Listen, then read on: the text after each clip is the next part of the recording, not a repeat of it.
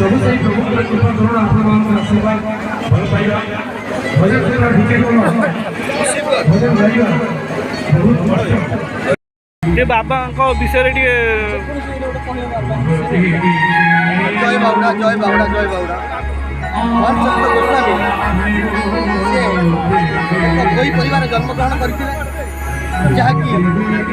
21 दिन जंगल को बाघटे लेके जाइला किंतु गले से संत सुरक्षित भाव में से सेठी उपस्थित थे गोस्वामी राहुल दास जड़े परिवार जन्मग्रहण करते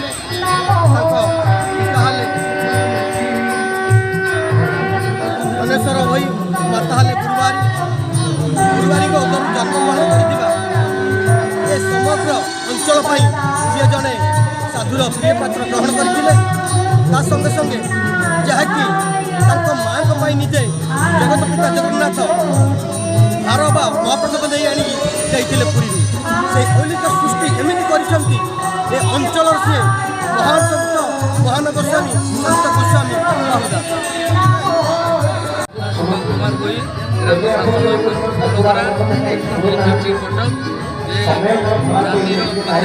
गोयल बावड़ा दास कार्यक्रम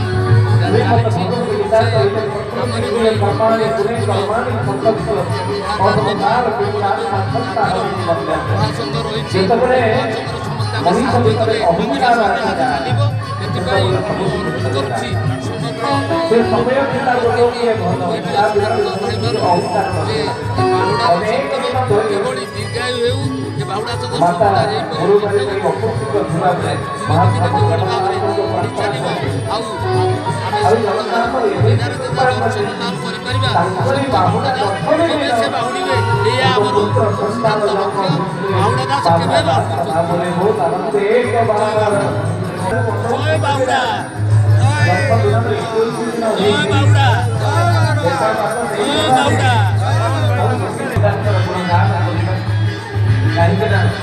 आपण परिचय दियो।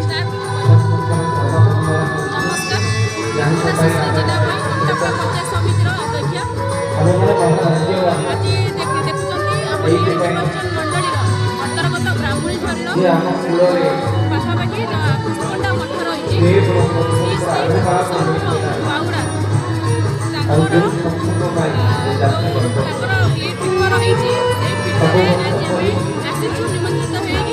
निमंत्रित खुशी लगुच समाज अग्रगति करने उन्नति पथ सारा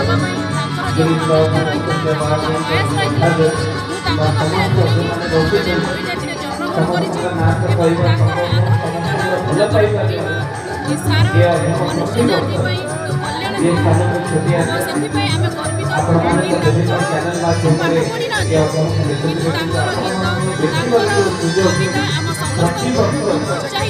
जानते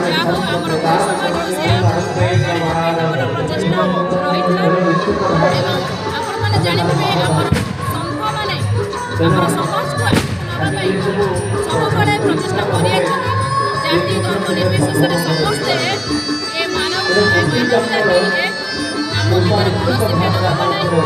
छुआ छुआ दूर करने बावड़ा संत प्रयास आज भी अनुभव कर दासिया बाड़ी कथा जानते जगन्नाथ हाथ ନଡ଼ିଆଟିଏ ନେଇଥିଲେ ତାଙ୍କ ଭକ୍ତିରେ ଏତେ ଶକ୍ତି ଥିଲା ଯେ ସ୍ୱୟଂ ଭଗବାନ ତାଙ୍କ ହାତ ନଡ଼ିଆଟେ ନେଇଥିଲେ। ଆମେ ଗର୍ବିତ କି ଆମେ ଏଇ ଜାତିରେ ଜନ୍ମଗ୍ରହଣ କରିଛୁ ଏବଂ ଆମର ବାବା ସାହେବ କଥା ଆପଣ ଜାଣିଥିବେ ଯାହାଙ୍କ ପାଇଁ ଆମେ ସମାଜରେ ମୁଣ୍ଡଟିକି ବାଟ ଚାଲିପାରୁଛୁ, ଯାହାଙ୍କ ପାଇଁ ଆମେ ସମାଜରେ ପ୍ରତିଷ୍ଠିତ ଅଛୁ। ଆଜି ବି ମୁଁ ଏଇ ଜାଗାରେ ଅଛି ଆମର ବାବା ସାହେବଙ୍କର ବହୁ ଚେଷ୍ଟା ଏବଂ ତାଙ୍କ ପ୍ରଚେଷ୍ଟା ରହିଛି। ଆପଣମାନେ ଜାଣିଥିବେ ଯିଏକି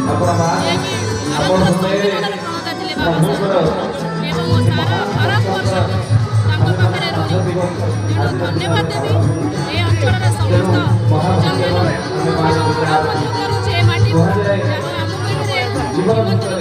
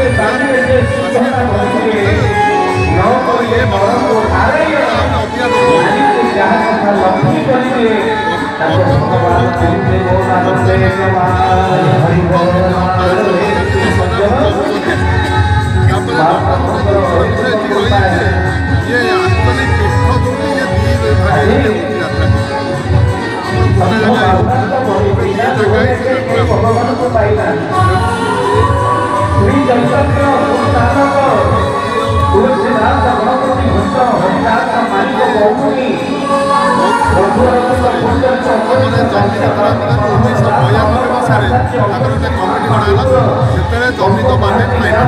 ଯେତେବେଳେ ସେମାନେ ନେଇ ପାଇଲେ ଏବେ ଯେଉଁ ଜମିଟା ଆସିଲା ସେ ସାଙ୍ଗରେ ଗରିବଲୋକ ଆମେ ଗଭର୍ଣ୍ଣମେଣ୍ଟ କରୁଛୁ ଆମେ ଜମି ଜମି ଦେଲେ ଅସୁବିଧା ହେଲା ତିନି ଗୋଷ୍ଠୀ ବର୍ତ୍ତମାନ ହେଇଗଲେ ତିନି ଗୋଷ୍ଠୀ ଯାତ୍ରା କଲେ କିନ୍ତୁ ଏ ଗୋଷ୍ଠୀ ହେଲା ସକ୍ରିୟ ଗୋଷ୍ଠୀ ଏମାନେ କରି ଆସୁଛନ୍ତି ଆମ ସାଙ୍ଗରେ ସଂପର୍କ ଏବଂ ଯାତ୍ରା ମହିମା କହିଲେ ବହୁତ ହବ। ତେଣୁ ମହିମା ବିଷୟରେ ମୁଁ କହିବାକୁ ଯାଉଛି ଏଇ ଟାଇପ୍ର ହେଇକି ଯାତ୍ରା ହୁଏ।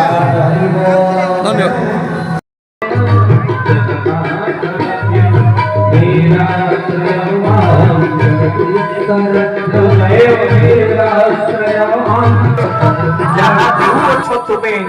ବାକି ଯାହା ଅଛି ସବୁ ତ ତୁମର ଜଗ ଆଣି ଖାଲି ଆମେ ବହୁତ ଆନନ୍ଦ ଆଜ୍ଞା ଜଗୁଆରୀ ଡ୍ୟୁଟି ସରିଯିବ ସେଦିନ ଆମକୁ ଏଠୁ ବିଦାୟ ନେବାକୁ ପଡିବ। ଭକ୍ତବନ୍ଧୁ ସେଦିନ ଆସି